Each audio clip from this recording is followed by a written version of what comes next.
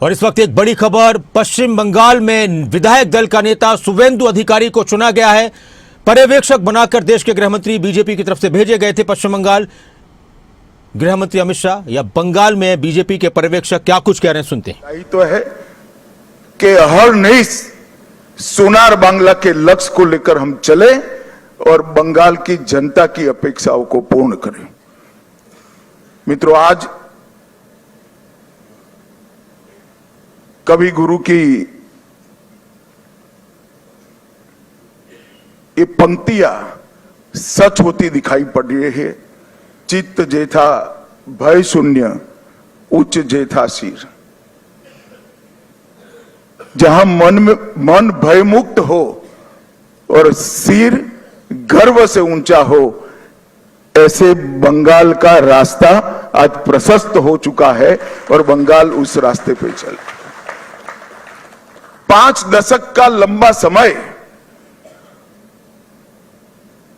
लोकतंत्र की दृष्टि से, कानून और व्यवस्था की दृष्टि से, बंगाल के अर्थतंत्र के ह्रास की दृष्टि से और बंगाल के विकास में शून्य गति, नेगेटिव गति देने की दृष्टि से बंगाल के लिए एक दुस्वप्न जैसा हुआ है।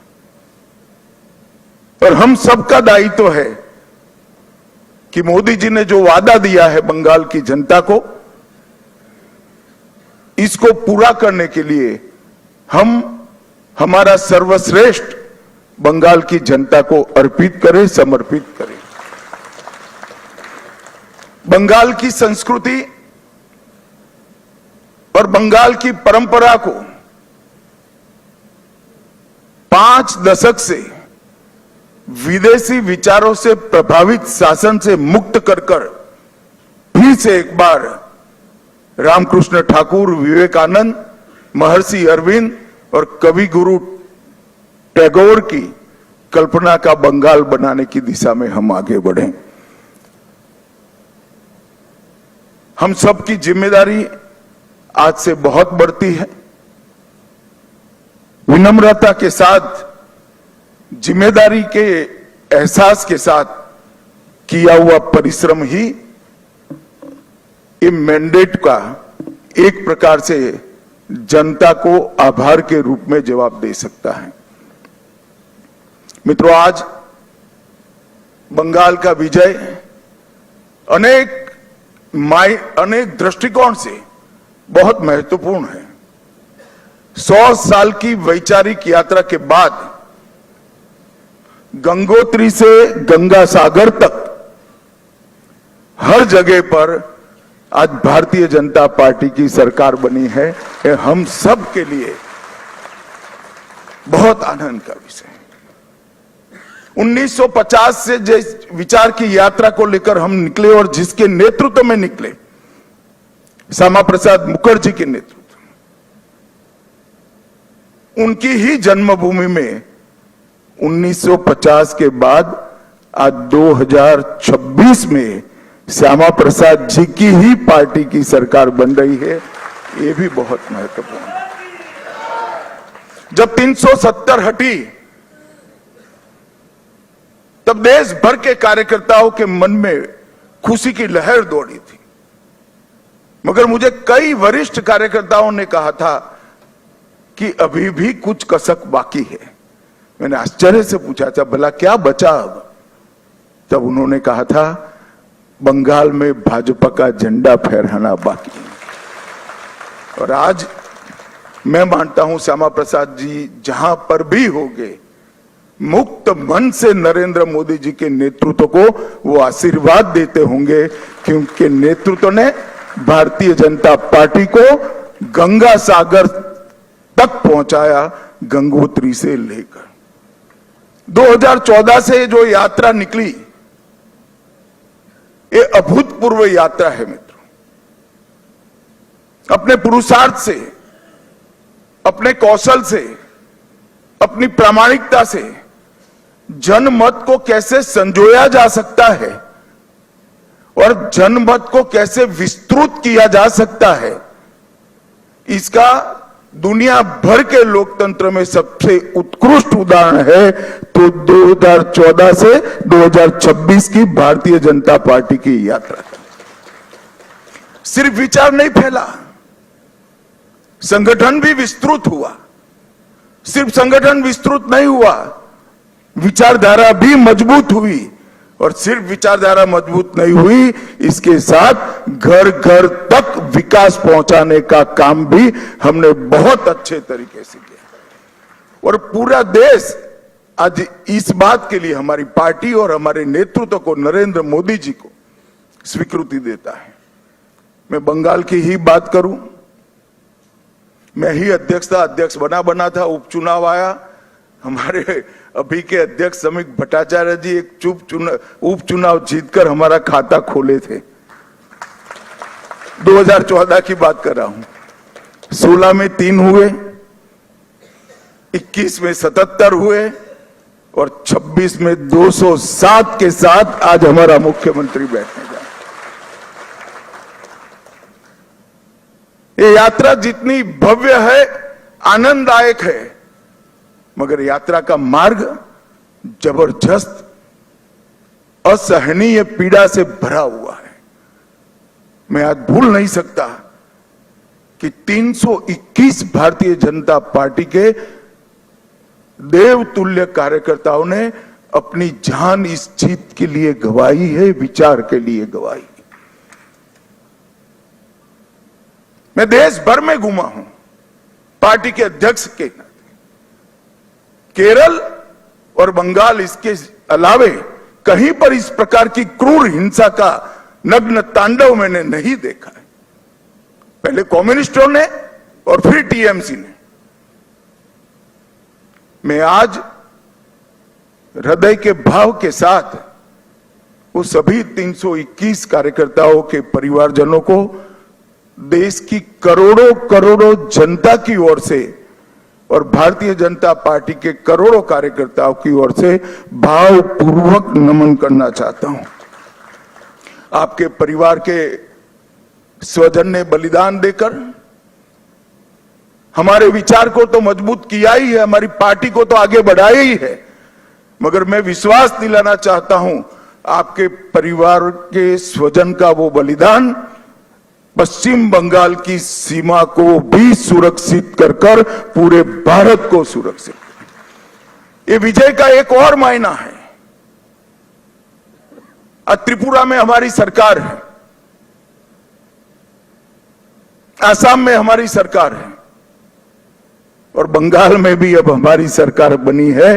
घुसपैठ असंभव होने वाली है, गौ तस्करी असंभव होने वाली है और दृढ़ता के साथ बंगाल सरकार और भारत सरकार इस सीमा को राष्ट्र की सुरक्षा के अभेद किले के अंदर परिवर्तित कर लेगी। भाइयों बहनों, ये जो यात्रा हुई है, बंगाल की जनता ने हमें जन समर्थन तो दिया, गत चुनाव में भी दिया था, 77 सीट जीते थे, मगर इस बार जो जन समर्थन मिला है उसका आभार व्यक्त करने के लिए भाजपा के कार्यकर्ता के नाते मेरे पास शब्द नहीं है। हमारा विधायकों का जीत का एवरेज मार्जिन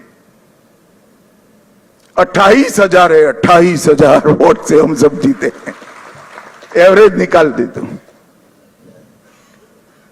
और 3 से 77, 77 से 203 की 207 की जो यात्रा हुई है वो अभूतपूर्व है। 23 प्रशासनिक जिलों में से 9 जिले ऐसे हैं जहां दीदी का खाता भी नहीं खुला है, सुपड़ा साफ हो गया। मैंने ऐसा प्रचंड जनादेश देखा नहीं है। सरकार परफॉर्म करती है तब तो मिलता है, मगर जहां ऑपोजिशन में है, विरोधी दल के नेता को बोलने का कोई मौका नहीं दिया जाता है, जनता की भावनाओं को उजागर करने का मौका नहीं दिया जाता है, वहां पर 9 जिलों में शून्य सत्ताधारी दल का। ये केवल और केवल ईश्वर और बंगाल की जनता की कृपा है। जब चलता था तब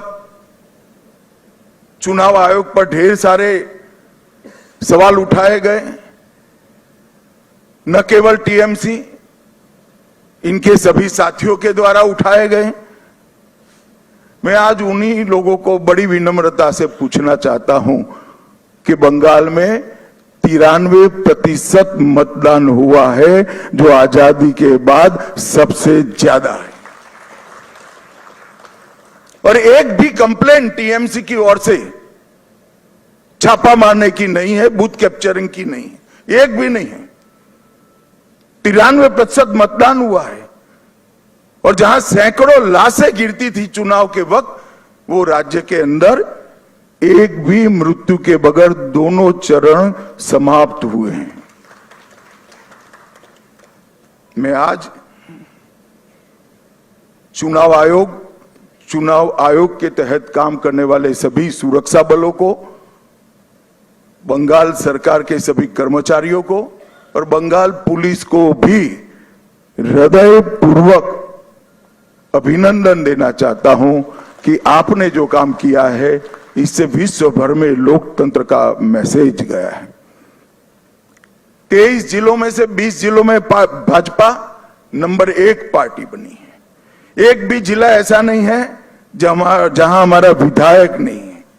पूर्व मेदिनीपुर 16 की 16 भाजपा, झारग्राम सभी सीटें भाजपा, पुरुलिया सभी सीटें भाजपा, बांकुड़ा सभी सीटें भाजपा, दार्जिलिंग, कलिम्पोंग, जलपाईगुड़ी, अलीपुरद्वार सभी सीटें भारतीय जनता पार्टी जीती।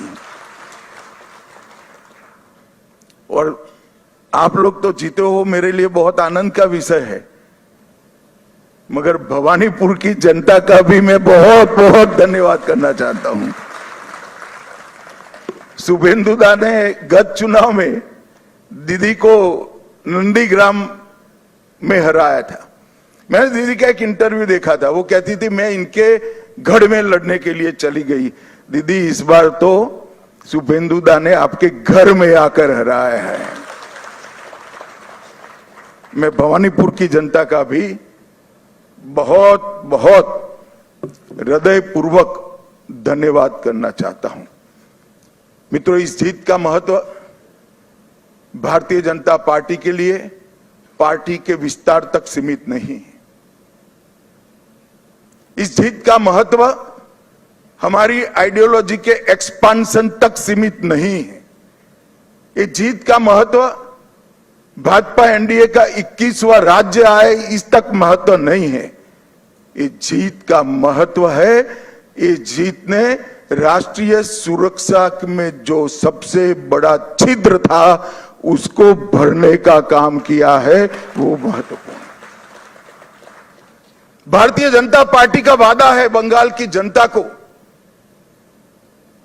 कि न केवल बंगाल, पूरे देश भर से हम एक एक घुसपैठियों को चुन चुन कर निकालेंगे और देश को घुसपैठिया मुक्त करेंगे। और मैं आज इस मंच से कहना चाहता हूं, जो लोग कहते हैं ये ध्रुवीकरण का मुद्दा है, ध्रुवीकरण का मुद्दा नहीं है ना जी, ये देश की सुरक्षा का मुद्दा है। आपका देखने का चश्मा पीला है, इसलिए आपको सब कुछ पीला दिखता है। ये देश की सुरक्षा का मुद्दा है। मित्रों, जब भारतीय जनता पार्टी प्रचंड विजय होती है तो पानीहाटी की प्रत्याशी श्रीमती रत्ना देवनाथ, वो हमारी प्रत्याशी बनकर बंगाल भर में माताओं बहनों पर जो अत्याचार हुआ है, वो अत्याचार का प्रतीक बनकर सभी माताओं बहनों को एक प्रकार से ढाढ़स बना। हिगलगंज की प्रत्याशी बहन रेखा पात्रा संदेश खाली के अत्याचार के सामने सत्याग्रह की प्रतीक, और ओसग्राम की प्रत्याशी कलिता माझी, वो बंगाल के, कलिता जी के लिए ताली बजाओ जरा, बंगाल के दारुण से दारुण गरीबी में जी रही सभी बहनों के लिए एक आशा का बिंदु है कि हमारा भी प्रतिनिधि विधानसभा में बैठ जाते हैं। बंकिम बाबू के परिवार से भी बहन सुमित्रा चट्टोपाध्याय जी भी आज हमारे साथ जुड़ी हैं। और मित्रों, सबसे बड़ा बात यह है, सुमित्रा चट्टोपाध्याय जी खड़े हैं यहां पर। सबसे बड़ा बात यह है कि वंदे मातरम जो सांस्कृतिक राष्ट्रवाद की बंकिम बाबू ने की हुई उद्घोषणा थी, इसके 150वें साल में ही हमें ईश्वर ने बंकिम बाबू की भूमि पर सरकार बनाने का मौका दिया है। ये बहुत बड़ी बात है मित्रों। और ये शांतिपूर्ण चुनाव आने वाले दिनों में बंगाल के लिए शुभांकर साबित होने वाला है। मैं आज इस मंच से सभी दलों को भी अपील करना चाहता हूं, आइए हम सब साथ में मिले। लोकतंत्र ये मत की अभिव्यक्ति का उत्सव है, इसमें हिंसा कहां से हो सकती है।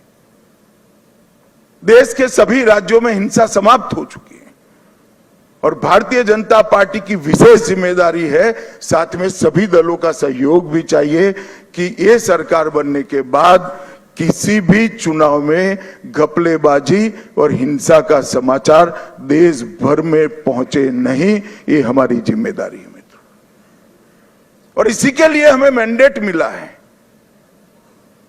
हमें इसके लिए दृढ़ संकल्पित होना पड़ेगा। भारतीय जनता पार्टी के